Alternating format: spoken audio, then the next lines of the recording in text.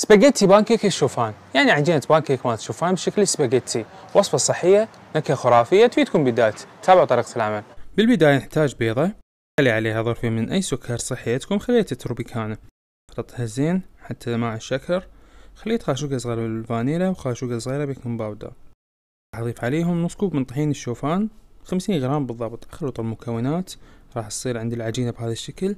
أضيف عليها ربع كوب مي ونص الربع كذلك. استمر بالمزج راح يصير عندنا بهذا القوام.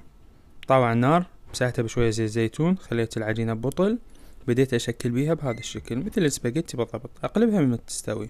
بعدين خليت معاها موز، شوية فراولة، شوية كاكاو دارك، وشوية من البديل العسل الصحي. أمر الإضافات شخصي يعود إلكم، يعني كل واحد ونظامه الغذائي والسعرات مالته.